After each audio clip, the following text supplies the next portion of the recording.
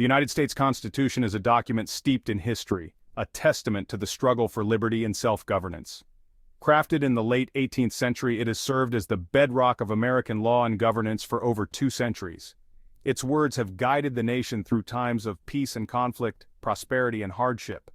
As we grapple with its meaning today, originalism, the idea of interpreting the Constitution based on the original understanding of its framers, has taken center stage.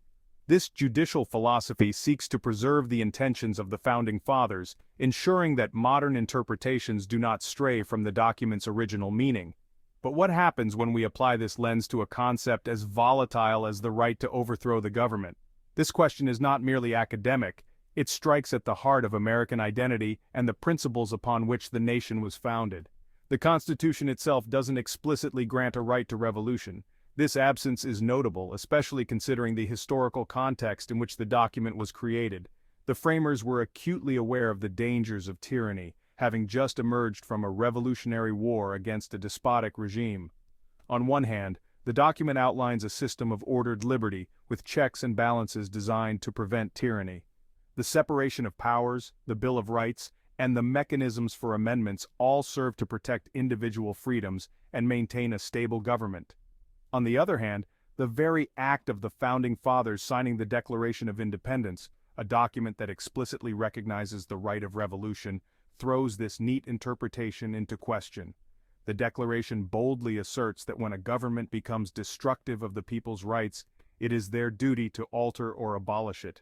This inherent contradiction lies at the heart of the debate. The Constitution and the Declaration of Independence, while complementary, present different facets of American political philosophy. One emphasizes stability and order, while the other champions the right to challenge and change. How can a nation founded on a revolution reconcile its own genesis with a system designed to prevent such upheavals? This question is not just theoretical, it has practical implications for how we interpret the Constitution and understand our rights as citizens. This question leads us to the very foundation of American political thought, the Declaration of Independence. Drafted by Thomas Jefferson, it lays out the philosophical justification for revolution and the principles of natural rights and self-governance. The legacy of 1776 casts a long shadow on American consciousness. Every 4th of July we celebrate not just the birth of a nation, but the revolutionary spirit that made it possible. This spirit is a reminder of the power and responsibility of the people to hold their government accountable. It's a reminder that the very foundations of this nation rest on an act of rebellion against tyranny. The Founding Fathers took a bold stand against oppression, risking their lives and fortunes for the cause of liberty. And so, Americans are faced with a profound dilemma: how to reconcile the order of the Constitution with the spirit of revolution that birthed the nation. This tension is not easily resolved, but it is a crucial part of understanding the complexities of American law and identity. The challenge lies in honoring the past while navigating the present, ensuring that the principles of liberty and justice continue to guide us into the future. The Declaration of Independence stands as a beacon of self-determination, a guiding light for those who seek freedom and justice. It is a testament to the belief that governments derive their just powers from the consent of the governed, a revolutionary idea at the time. It's not just a declaration of separation from British rule, it is a bold statement of principles and values that continue to resonate today. It's a philosophical treatise on the nature of government and the rights of the people, meticulously crafted by Thomas Jefferson and his fellow patriots. At its core, the Declaration argues that individuals possess certain unalienable rights, life, liberty, and the pursuit of happiness, that no government can infringe upon. These rights are inherent and universal, not granted by any authority. It asserts that governments are instituted among men to secure these rights, deriving their just powers from the consent of the governed. This concept was groundbreaking, challenging the traditional notions of monarchy and divine right. And here lies the crux of the matter.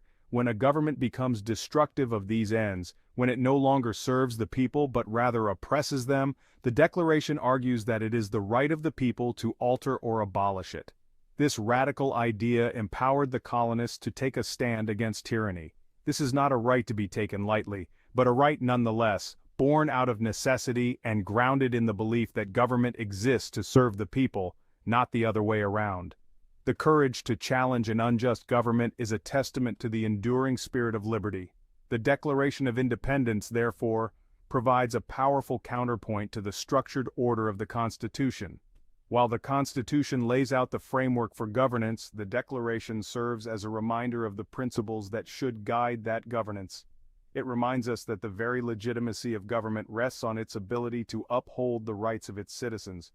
When a government fails in this fundamental duty, it loses its moral authority, and when it fails to do so, the people retain the right, however perilous, to seek a new form of governance, one that safeguards their fundamental liberties. This enduring message continues to inspire movements for freedom and justice around the world, reminding us that the fight for human rights is never truly over. The American Revolution stands as a pivotal moment in history, a testament to the power of ideas and the enduring human desire for freedom. It was a time when ordinary people took extraordinary steps to challenge the status quo and fight for a vision of a better future. But was it a justified rebellion? This question has been debated by historians and scholars for centuries, and it continues to provoke thought and discussion even today. From the perspective of the colonists, who faced what they perceived as increasingly oppressive British rule, the answer was a resounding yes. They saw themselves as standing up against tyranny and fighting for their inherent rights. The colonists felt that their rights were being trampled upon, their voices ignored by a distant and uncaring parliament. They believed that they were being treated not as equal citizens of the British Empire, but as subjects to be controlled and exploited. The cry of "no taxation without representation" encapsulated their grievances, reflecting their belief that they were being denied their fundamental rights as Englishmen. This slogan became a rallying cry, uniting diverse groups of colonists in a common cause.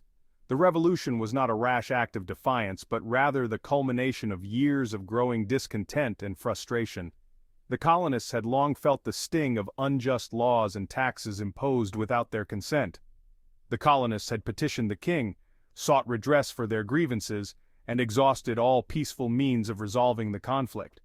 They had hoped for a fair hearing and a just resolution, but their efforts were met with indifference and hostility.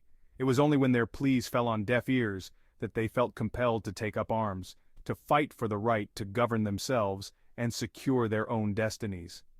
The decision to rebel was not taken lightly. It was a last resort born out of necessity. The American Revolution serves as a stark reminder that the right to rebel, while enshrined in the Declaration, is not a theoretical abstraction, but a lived experience with real consequences. The struggle for independence was fraught with danger and uncertainty, but it was driven by a profound belief in the principles of liberty and justice. It reminds us that the pursuit of liberty sometimes demands great sacrifice, and that the tree of liberty, as Jefferson famously wrote, must be refreshed from time to time with the blood of patriots and tyrants. This powerful metaphor underscores the enduring truth that freedom is never free and must be vigilantly protected and defended. The legacy of the American Revolution is not just one of conflict and rebellion, but also of hope and renewal. It set the stage for the creation of a new nation, founded on the ideals of democracy and individual rights. The sacrifices made by those who fought for independence continued to inspire generations to strive for a more just and equitable society. The constant overreach by the government is a pressing issue. The Constitution gives the government a very narrow list of enumerated powers and forbids them from stepping over that line. To take a single step beyond the boundaries specially drawn around the powers of Congress is to take possession of a boundless field of power no longer susceptible to definition. Thomas Jefferson.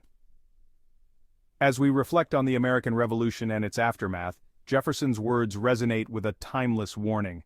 The founders crafted the Constitution with deliberate care, ensuring that the powers of the government were clearly delineated and limited. They understood the dangers of unchecked power and sought to create a system that would guard against tyranny. Today we have a federal government that constantly oversteps the limits in the Constitution. Where in the Constitution does it say Congress can hold hearings on steroids in baseball, the dangers of rock music, or regulate free speech or firearms? The answer is simple: the Constitution doesn't give the government any power to do anything in regards to any of these issues. Every politician takes an oath to uphold the Constitution and to defend it against all enemies, both foreign and domestic. Our government has become the greatest threat to the Constitution. It is time to hold it accountable. As an American citizen, I no longer accept government control over my life. My rights are not up for debate or negotiation. In today's world, the question of government overreach remains as relevant as ever. Frederick Douglass once stated, "The liberties of the American people are dependent upon the ballot box, the jury box, and the cartridge box." I think we are pretty much done with the first two boxes. As we navigate the complexities of modern governance, we must remember the wisdom of the founders and the sacrifices made by those who fought for our independence. The Constitution is not just a historical document, it is a living testament to the enduring values of liberty and justice. By upholding the boundaries set forth in the Constitution, we honor the legacy of the American Revolution and ensure that the spirit of freedom continues to thrive for future generations. The journey of a nation committed to the ideals of democracy and individual rights is never complete. It is a path that requires constant reflection, vigilance, and action. The words of Thomas Jefferson serve as a reminder that the preservation of liberty is a shared responsibility, one that we must all embrace with unwavering dedication. The enduring challenge is to balance the needs of governance with the imperative to protect our fundamental freedoms. It is a delicate balance, one that requires wisdom, courage, and a steadfast commitment to the principles that define us as a nation. In the end, the true measure of a government's legitimacy lies in its adherence to the Constitution and its respect for the rights of its citizens. Stay frosty, friends. Keep your head down and your powder dry.